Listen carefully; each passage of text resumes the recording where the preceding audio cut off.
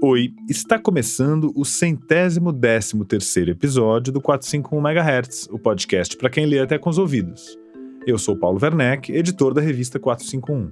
2 vezes por mês, a gente conversa aqui com autores, críticos e leitores sobre os livros mais legais que acabaram de ser publicados no Brasil.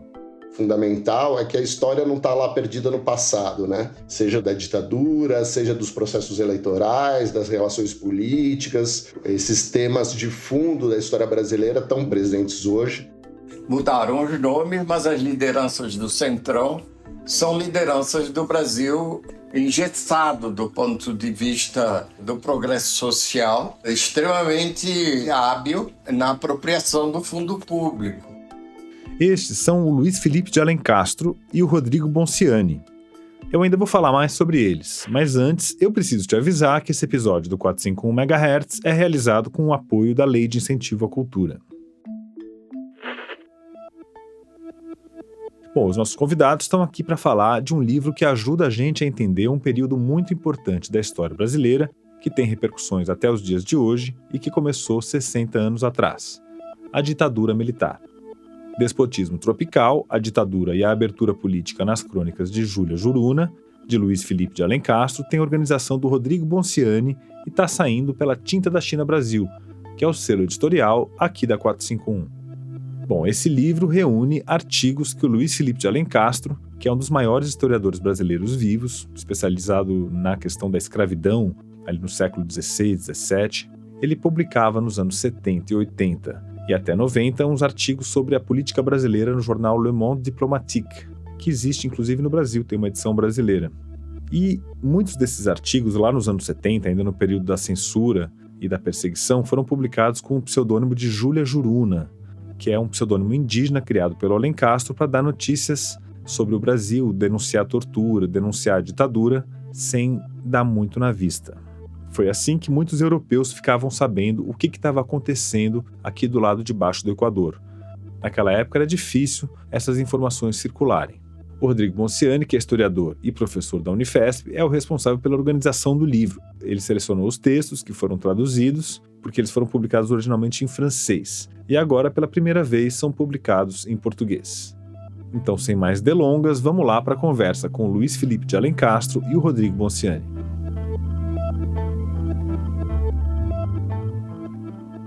Luiz Felipe de Alencastro. Bem-vindo, Felipe, aqui ao 451 MHz.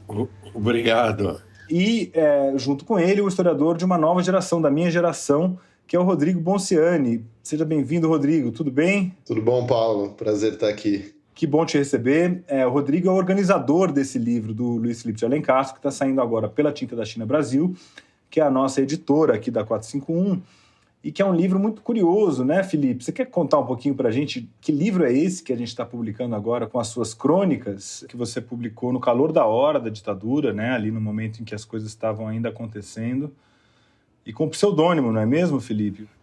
Ali foi o Le Monde quem dirigia a rubrica América Latina e Países Ibéricos. É um fato Niedergang, que conheceu o Che, que é um velho repórter do Le Monde que circulava no mundo inteiro. Então, de vez em quando, a gente conversava com ele sobre as notícias que chegavam indiretamente para a gente do Brasil, porque havia todo um sistema de correspondência mandada não do Brasil, mas de gente que saía com as cartas do Brasil e gente até hoje que a gente desconhece quem era, que levava a carta do Brasil com endereço ou da Violeta Reis ou Celso Furtado, que eram mais conhecidos, em Paris, e as cartas acabavam chegando lá, ou para outro amigo, outro parente e tal. Depois chegava de vez em quando o exilado. A partir do golpe no Chile em 73, chegaram centenas que estavam em Santiago, não é, no governo do Allende. Eles em seguida foram para Portugal, quando teve a Revolução em Portugal, em 74, porque eles não conseguiam se adaptar em Paris, em Portugal era mais fácil. Mas esse pessoal veio no pacote que vieram os próprios chilenos, o Emir Sader e o irmão dele, o Marco Aurélio Garcia, o José Aníbal. Então havia esse ambiente de notícias que chegavam, sobretudo o pessoal que veio do Chile também, que saiu direto do Brasil aí de qualquer jeito pela fronteira e foi parar em Santiago. E a gente passava essa informação para o Libération, para o Le Monde. E aí eles pediram para escrever. E um dia eu dei um artigo grande, esse O Despotismo Tropical, para o Niedergang. E o Niedergang ficou um pouco enrolando. Em 76, veio a ditadura do Videla. Aí começou a chegar argentino para burro, porque estava ocorrendo aquela matança. E isso começou a se espalhar. E eu conheci o Claude Julien, que tinha reformado o Monde Diplomatique, que era um jornal muito conservador. Conservador não, era, como o nome indica, um jornal sobre história diplomática, sobre política diplomática. E virou uma coisa de uma hora para outra bem de esquerda e terceiro-mundista. Eu dei para o Julian, ele disse, eu publico tudo, se você quiser acrescentar alguma coisa, eu também publico. Eu gostei bastante do seu texto. Então eu comecei a fazer essas crônicas e fazia sobre outros assuntos. E chega nesse ambiente diplomático, financeiro dos anos 80, o neoliberalismo começando a aparecer também, né, com os bancos pressionando o Brasil, o México. Então, uma coisa que me impressionou como editor nesse livro, aí eu queria ouvir um pouquinho do Rodrigo, foi a sua capacidade enorme de síntese nesse livro, em que você articula justamente a história brasileira com a ditadura. Era uma coisa que eu nunca tinha enxergado de maneira tão demonstrada. Por exemplo, você mostra que o pró-álcool, que até hoje é tido como uma grande questão da inovação brasileira, né, de criar um motor a álcool, uma coisa extraordinária, que é um orgulho nacional, foi feito segundo a velha lógica de favorecer os usineiros. Quer dizer, as notícias não corriam com facilidade. E um espaço como esse que o Felipe tinha no Le Monde Diplomatique, ele era essencial para que os franceses e os brasileiros soubessem o que estava acontecendo aqui embaixo, né? Então eu queria que você comentasse, Rodrigo, um pouquinho da sua visão de historiador sobre esse material do Luiz Felipe, que ganha um peso historiográfico, analítico, quando é lido no conjunto. Não, a história do livro é uma história muito bacana. Então, a Júlia Juruna era o pseudônimo que o Alencastro escolheu para assinar esses textos, né? É um pseudônimo escolhido com muito cuidado aí, num contexto em que haviam lutas indígenas aí contra a violência da ditadura em relação aos indígenas, né? Escolheu esse pseudônimo com o conselho de uma amiga francesa, né? Os artigos ficaram muito conhecidos, então todo mundo se perguntava quem é a Júlia Juruna, né? Haviam apostas aí, e só ali nos anos 80 que ficou descoberto quem era o autor, né? Esses textos eu descobri fazendo uma entrevista com o Luiz Felipe, organizando um livro de entrevistas com ele. Vi uma referência desse pseudônimo, de que ele publicou com frequência no Diplo e no Le Monde, e eu fiz uma assinatura rápida, fui dar uma olhada nesses materiais. É um material muito rico, né, porque traz diversos temas aí, tanto dessa perspectiva da ciência política, que o Alencastro sempre esteve atento à história atual do Brasil, desde aquela época e desde a graduação, e também dando profundidade a essa visão com um olhar de historiador, com análise de historiador. Então a gente tem diferentes temas aí, a gente recortou um período longo, a gente tem textos desde 76 até 92, né, se não me engano. Então a gente tem o período final da ditadura e o início da democracia, né, a retomada da democracia no Brasil, e essa análise de alguém que tem uma visão muito especial ali, ó, entre os 30 e 40 anos ali, fazendo o doutorado na França, no exílio desde 66, né? Então acho que tem uma contribuição enorme, assim, né, para a gente pensar a atualidade dos temas que estão ali presentes, que vão da economia, das relações internacionais, né, dessa formação histórica do Brasil associada ao escravismo colonial, né? E aí a pergunta que você fez, né? Como que essas estruturas, esses elementos da história brasileira chegam até hoje, né? Para pensar a questão do escravismo, por exemplo, da cana-de-açúcar, né? Desses poderes na história do Brasil. O interessante é que o livro ele traz não só esse tema que está associado às desigualdades sociais, ao racismo no Brasil, né? Que hoje são temas mais do que atuais, mais do que urgentes, né? Mas ele atualiza várias discussões, inclusive essa própria ideia do despotismo tropical, né? Então, eu acho que o Alencastro faz esse ensinamento aí, né, que é fundamental, é que a história não está lá perdida no passado, né? Seja da ditadura, seja dos processos eleitorais, das relações políticas, das relações internacionais. Esses temas de fundo da história brasileira estão presentes, a gente sabe o quanto estão presentes hoje. A gente tem uma tentativa de golpe que aconteceu no Brasil ano passado, diversas referências aí do ponto de vista ideológico e político associados à ditadura, ao exército, às forças armadas. Então, esses temas estão muito atuais. E essa visão do Luiz Felipe, nesse momento, traz vários elementos para retomada, para discussão, para reflexão.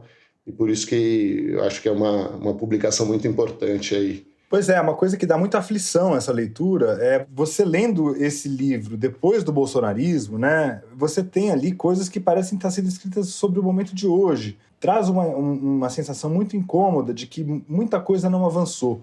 Por exemplo, a passagem ali que o Luiz Felipe descreve o SNI, né, que era o Sistema Nacional de Informações, essa odiosa instituição da ditadura que hoje seria correspondente à ABIN, e na verdade difere pouco, né, a gente percebeu isso, e o Felipe fala a uma certa altura, fala assim, olha, se esse SNI não for parado agora, estou falando com minhas palavras, tá, mas ele fala uma coisa parecida, se alguém não fizer alguma coisa, o SNI vai causar graves problemas para a democracia brasileira. Dá um incômodo muito grande, né? O Brasil não conseguiu terminar com a sua ditadura de maneira definitiva, parece, né? Acho que o Brasil, como sociedade, se desenvolveu muito, a sociedade civil, principalmente, ganhou musculatura, mas do ponto de vista institucional, nós estamos reféns ainda dos militares, não estamos, Felipe? Você acha isso?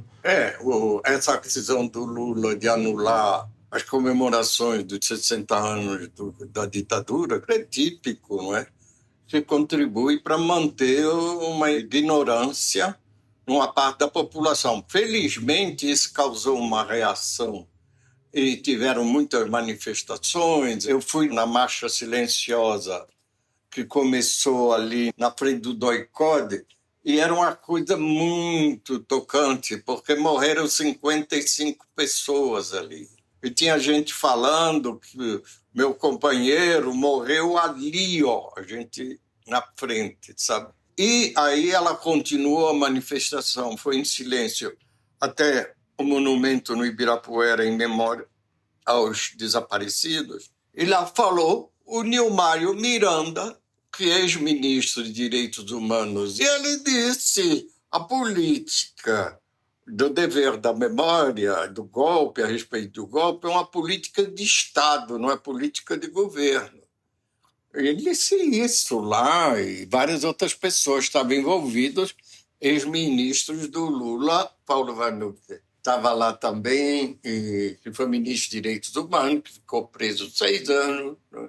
A respeito disso que você falou, essas ameaças vêm, tanto mais que o Bolsonaro tentou reabilitar a ditadura o tempo todo. Então, mas esse espaço do ECOD da Rua Tutóia que você está falando, Felipe, não é um espaço que foi transformado em lugar de memória. Ainda estava na mão da polícia, né, até pouco tempo atrás.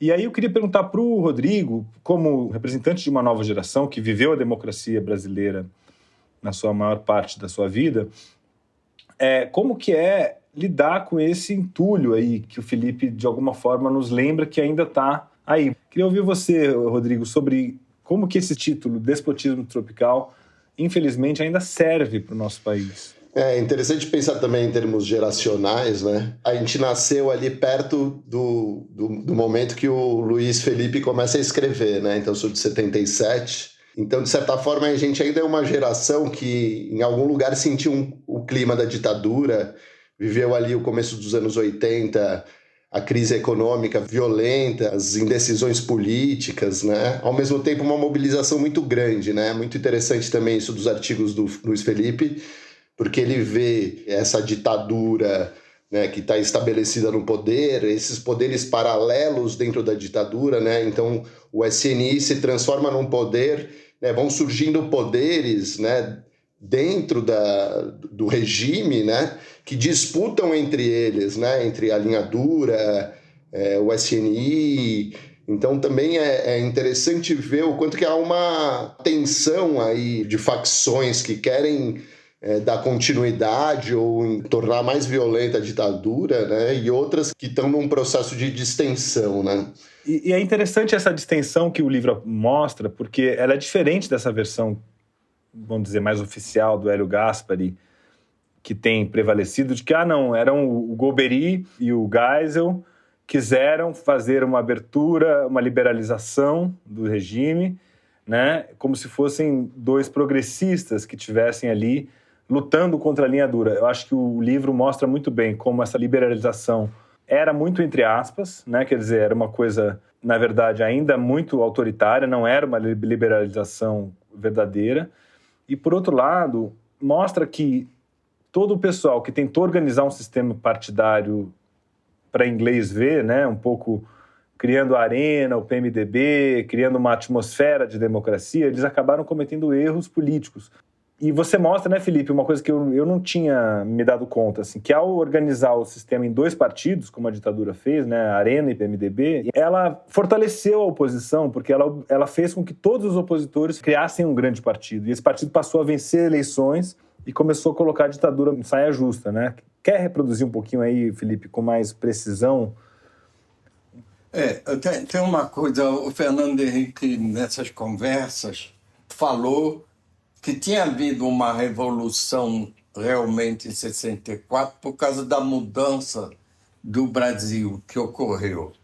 Uma mudança demográfica, urbanização, a maioria da população brasileira que morava no campo vai morar nas cidades, a entrada da televisão como um órgão de difusão nacional, não é, na Copa do Mundo em 70, TV em cor, e várias outras mudanças, a expansão do ensino universitário, independentemente da repressão, dos sindicatos rurais e sindicato urbano. Então havia uma opinião pública, uma sociedade articulada num partido centralizado no começo, embora as lideranças fossem todas lideranças locais, mas elas eram lideranças locais que não tinham espaço para subir nos partidos tradicionais e não tinham nome. E subiram no MDB. Isso ficou patente em 74, quando foi eleito o Quércia, prefeito de Campinas, que era até ironizado por causa da costeleta dele, aquela coisa dos ternos, contra o Carvalho Pinto, que apoiado pela esquerda e o establishment liberal de São Paulo, que tinha sido ministro do Jânio, governador de São Paulo, no Senado, e entrou o Marcos Freire em Pernambuco, Pedro Simão e o Brossard no Rio Grande do Sul, como líderes de oposição, que teriam que passar antes pelo gargalo do PDT. E o Marcos Freire teria que passar do trabalhismo lá no Rio Grande do Sul, e o Marcos Freire, como oposição, teria que passar pela bênção do Arraes, que estava no exílio. Isso, inclusive, essa renovação por dentro do MDB, a própria ascensão do Fernando Henrique, fora dos quadros tradicionais do partido, que a gente vê agora como são poderosos, não é? Porque mudaram os nomes, mas as lideranças do Centrão são lideranças do Brasil engessado do ponto de vista do progresso social e extremamente, paradoxalmente, hábil na apropriação do fundo público, fazendo jogar o regionalismo em favor de oligarquias locais. Isso acontece até com o PT, porque o Rui Costa, na Casa Civil, faz política com um binóculo que ele trouxe da Bahia. É uma perspectiva como se o Brasil fosse a Bahia inteira. Não estou falando da cultura baiana, antes fosse. Eu estou falando da gestão política. Eu, quando escolhi o título Despotismo Tropical, é uma tentativa, assim, óbvia de plágio de um outro conceito que vem do Marx e que foi sistematizado pelo Wittfogel, que é o despotismo oriental. O despotismo oriental é definido por certas características de regimes antigos, que o autoritarismo provinha geralmente de irrigações, países que precisavam de irrigações centralizadas, e o tirano era uma espécie de organizador desse sistema. E então eu achei que no Brasil tinha essa característica do país, de novo, está dependendo do setor agroexportador, que historicamente vivia da exploração de mão de obra. Essa é a época da boia fria. E o pró-álcool nisso tudo dava essa ideia de uma opressão desses salariados, porque teve tese sobre isso, isso é uma outra coisa, teve teses e tal. Essa coisa do pró-álcool, eu depois tive o prazer, já na Sorbonne, de dirigir a tese de um aluno meu, francês, que fez a tese sobre pró-álcool, o histórico do pró-álcool todo até o século XXI.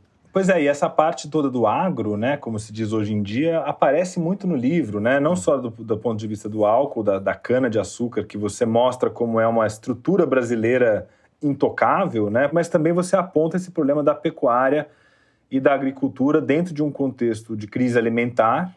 E você fala, os brasileiros estão querendo suprir essa demanda internacional, mas, em vez de buscar eficiência, estão apenas derrubando matas e ampliando a área cultivável em vez de buscar uma eficiência nas propriedades existentes, né? Rodrigo, queria que você comentasse um pouco isso também. Me parece que um marciano que pegasse esse livro e lesse, ele poderia entender o Brasil de hoje com alguma facilidade, né? As chaves estão ali, pelo menos, né? Essa imagem é boa mesmo, do alienígena que pega esse livro, né? De certa forma, ele tem os grandes temas, né, da história do Brasil no passado remoto, do Brasil colonial, do Brasil no contexto da ditadura, e que são questões estruturais, questões fundamentais que vão sendo analisadas e que hoje também estão muito presentes. Sobre esse tema da agricultura, da expansão agrícola, chama muita atenção, assim como o Alencastro, por exemplo, está enxergando ali, ainda no final dos anos 70, né, a expansão dessa agricultura, tanto em direção ao oeste quanto para a região amazônica, né, e observando a invasão, inclusive, dessa agricultura para a Bolívia e para o Paraguai. Se a gente vê, esse processo estava se iniciando e hoje ele está absolutamente consolidado com um tipo de interferência do Brasil e do modelo agroexportador e agropolítico também, né, que a gente pode pensar nas relações do Brasil com os vizinhos do Cone Sul, da América do Sul. Eu achei interessante também que uma coisa que eu não sabia, que ele fala que foram cogitados o babaçu e a mandioca como fonte de energia, né? Seriam alternativas que poderiam incluir a população mais pobre, né? Você poderia criar um esquema de produção de mandioca para fazer álcool, né? Que tem mais álcool do que a cana, eu nem sabia disso.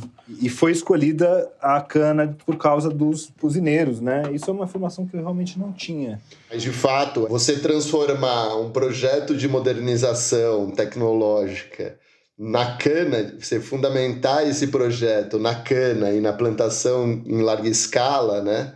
Ele é muito simbólico exatamente desse paradoxo brasileiro de o que poderia ser uma inovação é a reafirmação de um sistema produtivo, se não escravista, de exploração máxima aí do trabalhador rural, né?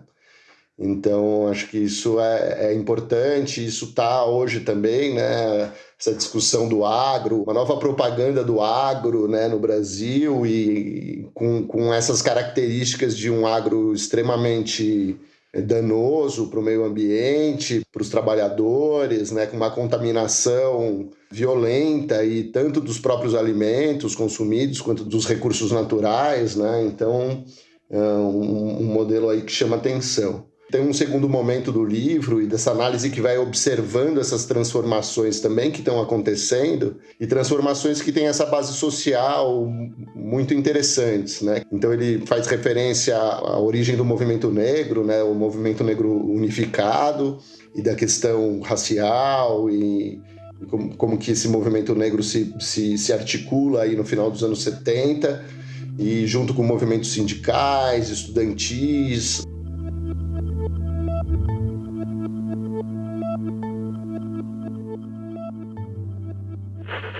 Bom, eu queria dar um recado para você que é ouvinte aqui do 451 MHz. A gente sabe que você nos acompanha e agradece pela sua audiência. Mas será que você já é um ouvinte entusiasta? Com apenas R$ 23,00 por mês, você contribui financeiramente para a realização do podcast e ainda tem o seu nome lido no final do programa como forma de agradecimento.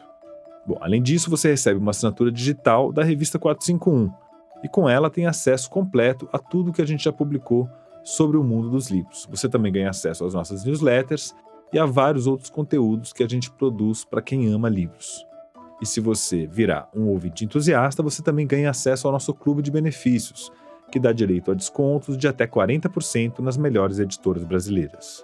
Então eu te convido a ir lá no 451.com.br e fazer a sua assinatura. E aproveita para explorar o nosso novo site, que está uma belezura. Ele foi realizado com o apoio financeiro dos nossos leitores. Eu também queria te contar que todos os episódios aqui do 451 MHz têm uma página de repertório, que é uma página onde a gente reúne várias referências, links e curiosidades sobre os assuntos que a gente trata aqui 2 vezes por mês. É só entrar na seção de podcasts do nosso site. Bom, agora a gente tem uma mensagem do Ricardo Araújo Pereira para você.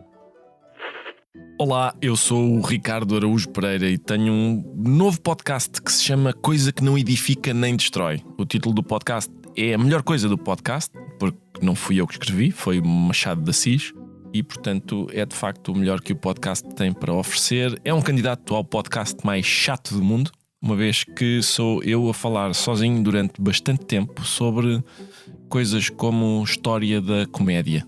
Só para abrir o apetite, no primeiro episódio há uma referência a Santo Isidoro de Sevilha. Calma, não se precipitem já para as plataformas para ouvir tudo de uma vez. Agora eu queria abrir um parênteses só para fazer um convite da 451 para você.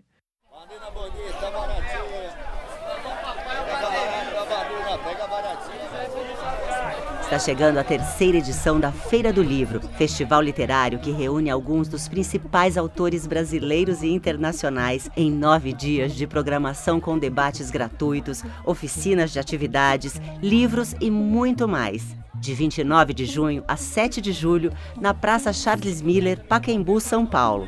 Venha ocupar a praça pública com a gente. A Feira do Livro é uma realização da Associação 451 da Maré Produções Culturais e do Ministério da Cultura, por meio da Lei Federal de Incentivo à Cultura. Bom, então vamos embora para a segunda parte da entrevista com o Luiz Felipe de Alencastro e o Rodrigo Bonciani. O Fernando Henrique, que o Luiz Felipe mencionou aqui, é um personagem do livro, ele aparece aqui e ali. E também o Lula, né, que até é curioso, ele ainda não tem o nome incorporado. Fala Luiz Inácio da Silva, dito Lula, né, tem até esse sabor histórico do surgimento dessa figura nas greves do ABC, né? Na realidade, é o artigo que eu escrevi para o Le Monde, comparando o Lula com Valença, porque todo mundo só falava de líder sindical de Danzig, lá da Polônia, e o Lula levando pancada aqui. E depois o Lula próprio contou que ele foi ao encontro com Valença em Roma. Os cardeais lá estavam querendo saber qual era deles. E ele chegou lá e, na hora de voltar, o Valença foi embora cheio de presente, com xerox de cor, que na época era uma raridade, e verbas lá para o movimento dele. E eles deixaram lá na estação de ônibus para ele ir para o aeroporto com a mala. Foi nesse contexto que a imprensa toda só falava de lá. Legal, o Lech Wałęsa também, que era esse grande líder polonês, que hoje está no esquecimento. Ele não conseguiu sustentar uma grandeza histórica como o Lula conseguiu. Eu queria saber um pouco de vocês dois, como é que vocês avaliam aí o governo Lula, né, Felipe? A gente sabe que você é um cara comprometido com o progressismo, uma voz crítica dentro do progressismo. Eu queria ouvir um pouco a sua análise aí de Júlia Juruna, você pedir para você incorporar um pouquinho a sua veia indígena novamente, para trazer esse mesmo olhar que você nos traz no livro sobre o quadro atual da política brasileira. O que você vê que está acontecendo aí no Brasil? Você está achando que o Lula está conseguindo se equilibrar nesse Brasil tão conservador? Eu acho que a pergunta também remete a um conteúdo do livro, a uma reflexão que a gente estava fazendo, né? De repente a gente se dá conta, primeiro, de uma tentativa de golpe, né? E de uma articulação que é militar, mas tem vários ramos civis, né, que tiveram aí em torno aí dessa tentativa de golpe. Então eu acho que o livro recupera vários desses temas para entender que essa transição, ela é uma transição fundamentalmente conduzida pelos militares, né? Então até o momento da Constituinte, né, a gente tem aí uma interferência direta do regime, né? E uma influência muito grande, né? De certa forma, essa ideia do entulho, né, é mais do que entulho, né, no sentido de que ela está vigente, está atuando essas forças, né? Então, quais são os caminhos nossos para entender, reentender isso e encontrar uma consolidação mais verdadeira, né, ou mais real dessa democracia. Num contexto de governo, isso tem limites e situações assim muito complicadas, né? Que a gente vê, enfim, uma pactuação com vários desses ramos aí de militares e dessas posições, inclusive em relação à própria memória e a relembrar o evento, né? Que nos preocupam, né? Também me chama muito a atenção a aprovação da lei orgânica das polícias militares, né, que mantém uma lógica das polícias militares dentro do quadro que elas foram criadas durante a ditadura militar, né, inclusive definindo critérios para policiais entrarem na política, como que organizando algo que acontece de forma totalmente contrária à democracia, que é a presença dos militares na política e em vários ramos aí também da economia e da sociedade, né? Então, acho que o livro aponta para questões que precisam ser tratadas como políticas e como, de novo, né? A gente sempre volta à ideia de uma frente democrática, né? A gente precisa continuar se articulando em torno de uma frente democrática, não para ganhar as eleições, né? Mas numa frente democrática para reestruturar, repensar, definir quais são os pontos fundamentais para que esse entulho vire algo trancado e escondido às sete chaves, não no interior da estrutura política estatal brasileira, né, em todos os segmentos da política brasileira. Então, eu acho que aí também tem algumas referências que são possíveis da gente pensar e organizar a partir da leitura e dos temas propostos pelo livro. Boa. E você, Felipe, como que você está vendo aí o governo Lula? Primeiro tem que ver que até outro dia causou um certo movimento aí, uma atenção, porque o Zé Dirceu, que é um quadro político importante ainda, embora sem função oficial ou eleitoral, talvez ele se candidate a deputado de novo, diz que esse era um governo de centro-direita. O Lula não só foi eleito, o presidente Lula, nessas condições, mas montou um governo que não é um governo de centro-esquerda, não, é um governo de centro-direita. Eu falo isso, todo mundo fica indignado, às vezes, dentro do PT. Porque essa é a exigência do momento histórico e político que nós vivemos. O que ele queria dizer, ele tem razão, é que o governo Lula é minoritário no Congresso em geral. Olha, pauta bomba parece a Dilma no final do governo, com o Eduardo Cunha, presidente da Câmara. A moderação do Pacheco no Senado, em contraste com o Lira, parece que foi por água abaixo também agora, porque, além disso, são coisas totalmente graves e complicadas que ele está propondo como fim da reeleição, que eu acho um absurdo. É uma situação que ilustra bem esse lado minoritário do governo. Não é uma desculpa para o governo ficar mergulhado na inação, sem fazer nada ou fazendo muito pouco, porque o Lula foi eleito também, porque era contra o Bolsonaro e tal, mas que ele sabia governar em situações adversas. O primeiro governo Lula andou bem, mas no começo parecia que o mundo vinha abaixo. Ele teve que mandar o Meirelles para o Banco Central e tinha o Guxiquem também. Sempre teve herdeiro para o mandato do Lula dentro do PT. E, sobretudo, o PT de São Paulo, não é? Tinha a Marta, Mercadante, Zé Dirceu, Guxiquem. Então, não estava nem esperando que o Lula disputasse o segundo mandato e que ganhasse. Depois voltou. Então, sempre houve um debate interno. O PT é realmente um partido com direito de tendência. Mas ele, evidentemente, não está à vontade.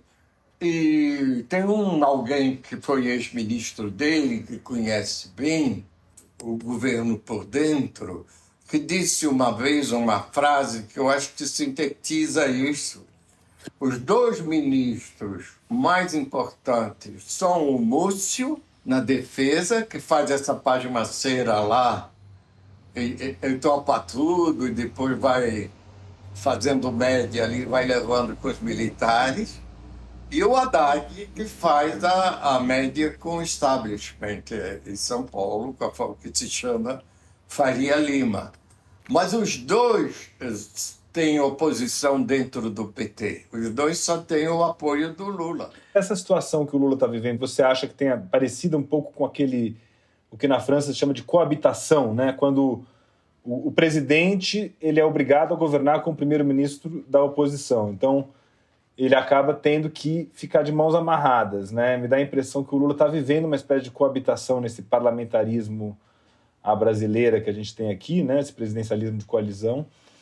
E também ia te perguntar sobre o Alckmin, porque você foi o autor de um artigo que até hoje é muito comentado sobre o vice, a figura do vice na política brasileira, que é uma figura-chave, né? Como a gente já pôde perceber. Até no livro, o Sarney é um personagem que aparece ali. O Michel Temer foi um personagem aí que tem tudo a ver com esse momento que a gente está vivendo. E agora tem o Alckmin lá, fazendo às vezes de vice-presidente e meio também um articulador, um mediador. Está funcionando o Alckmin aí na vice-presidência? Como é que você enxerga essa opção do Lula de ter chamado o Alckmin? E como que ele está se desempenhando?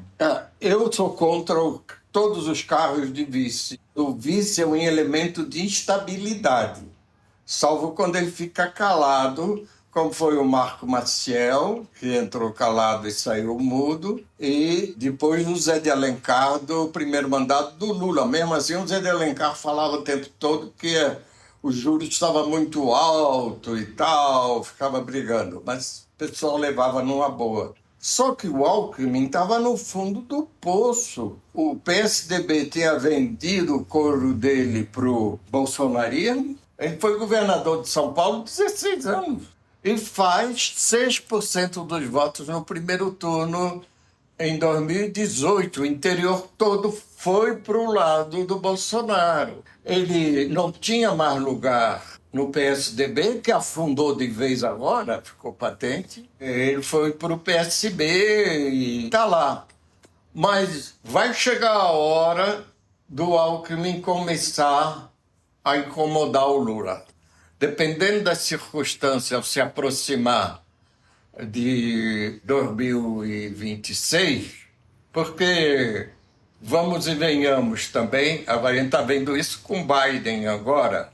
O Lula tem a minha idade. Eu sei como é que os limites que você tem nessa idade, como você precisa focalizar uma coisa só. Ele é uma pessoa extremamente dotada e capaz de estar de bom humor e tratar assuntos complicados com muita diplomacia. E essa origem popular dele é um trunfo que não existe na América Latina. E nós temos que lembrar que o PT é o maior partido da América Latina e o MST é o maior movimento social da América Latina organizado. E a CUT também é um sindicato importante. Então, é isso que o Lula dizia quando ele se comparava ao Valença. O Valença saiu da presidência, não tinha partido dele, não tinha movimento sindical dele. E aí ficou na beira da estrada. Agora, eu acho que o Lula ainda tem que entregar mais. Ele entrou numa perspectiva de liderança internacional atabalhoada. Eu não estou falando só da coisa da Ucrânia e a coisa de Israel, a comparação com o Holocausto, mas eu estou falando nas primeiras declarações dele, falando da Nicarágua e dizendo... Por que a Angela Merkel pode ficar 16 anos no poder e Daniel Ortega não? Por que o Felipe González aqui pode ficar 14 anos no poder? Qual é a lógica? Sí, pero Angela Merkel ha gobernado 16 años, Felipe González 13 en España y no metían ninguno de los dos a sus opositores en la cárcel. Ora, bola, não é? Isso não é uma frase, ele disse na declaração para o El País. Ele estava fora e ele não tem mais a entourage da velha guarda do PT. Eu estou falando do Zé Dirceu, estou falando do Guxiquem, estou falando do Marco Aurélio Garcia. O Marco Aurélio Garcia põe o dedo na cara dele, tu tens que ir lá. Gente que conhecia ele no começo, na liderança sindical e que ajudou ele muito na transição dele para líder político e criação do PT. Então, isso diminui também a capacidade de haver uma reflexão mais coletiva em torno. Ele sai falando, você ficar 580 dias na cadeia, para um homem gregário como ele era, que ele sempre foi líder sindical de ir depois de discutir no botequim, eu jogava bola, ele conta, eu li a biografia dele pelo Fernando Moraes, é um político muito gregário, ele não tomava decisões solitariamente. E agora acontece um pouco isso, ele está pagando o preço disso, mas ele está devendo sim. Muito bom.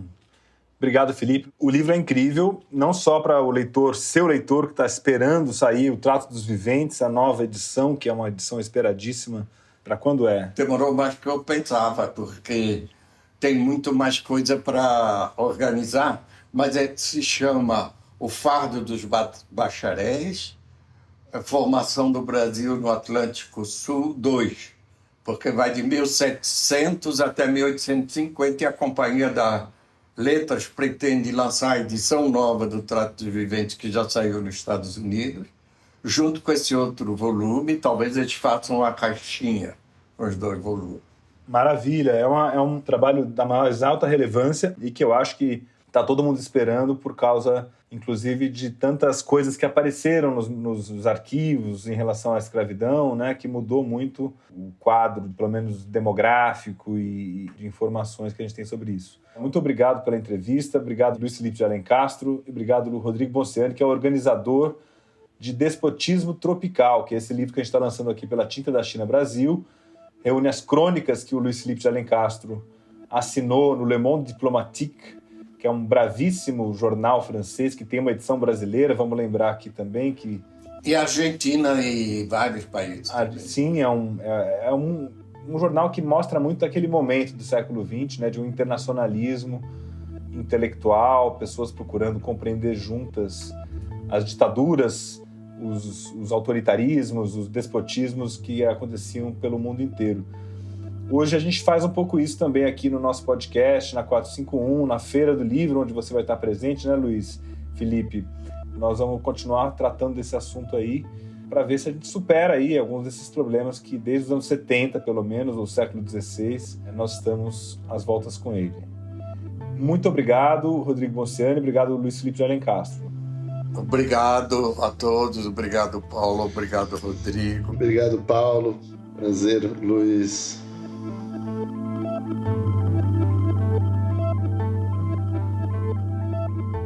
E antes de me despedir, eu queria passar para o quadro do 451 MHz, que traz o melhor da literatura LGBTQIA+, de todos os tempos.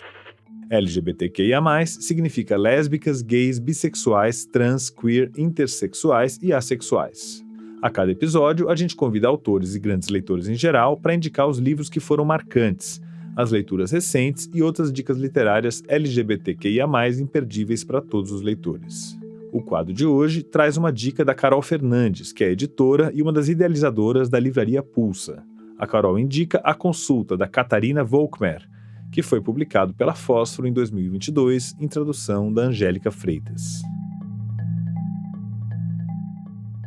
A Consulta, ou A História de um Pau Judeu, da Catarina Volkmer, a tradução é da Angélica Freitas, foi publicado pela Fósforo, e é o primeiro livro da autora. A Consulta é uma espécie de monólogo, e a personagem principal está numa mesa de cirurgia, passando por uma redesignação de gênero. Ela é alemã, o médico, o Dr. Seligman, é judeu, e ao longo da cirurgia a personagem conta que tem sonhos recorrentes e eróticos com Hitler, e ela faz questão de ter um pênis judeu. Não tem como não lembrar do Complexo de Portnoy, do Philip Roth, e também fizeram uma comparação que eu achei muito boa, que a personagem é uma espécie de Fleabag da literatura. Um livro que eu ri muito, grifei boa parte, me emocionei muito também, me fez questionar várias coisas, e um dos trechinhos que eu grifei aqui que eu gosto muito é: o amor muitas vezes me lembra o sangue, Dr. Seligman. Não acha que são muito parecidos? O sangue só é bonito e cheio de símbolos se estiver em seu devido lugar. Mas quando o vemos espalhado no rosto de alguém ou seco numa toalha, sentimos repulsa, porque pensamos imediatamente em violência e descontrole. O amor, como o sangue, precisa ser uma história que possa ser contada. Essa foi, então, a dica da Carol Fernandes, A Consulta, de Catarina Volkmer, que foi publicado pela Fósforo, com tradução da Angélica Freitas.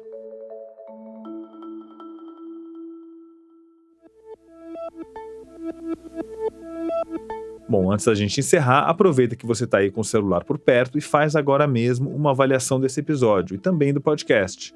No Spotify e no Apple Podcasts, por exemplo, você pode dar 5 estrelas para o nosso programa e também comentar o que você achou desse episódio. É só clicar no ícone com as 5 estrelinhas e atribuir a sua avaliação. Você também pode indicar agora mesmo o 451 MHz para outras pessoas. É só clicar no botão de compartilhamento e enviar por Zap para as pessoas com quem você gosta de discutir temas literários. E assim você ajuda o nosso conteúdo a chegar a novos amantes da literatura. Bom, antes de dar tchau, eu queria agradecer aos nossos ouvintes entusiastas que colaboram financeiramente para a realização do podcast com R$ 23 por mês.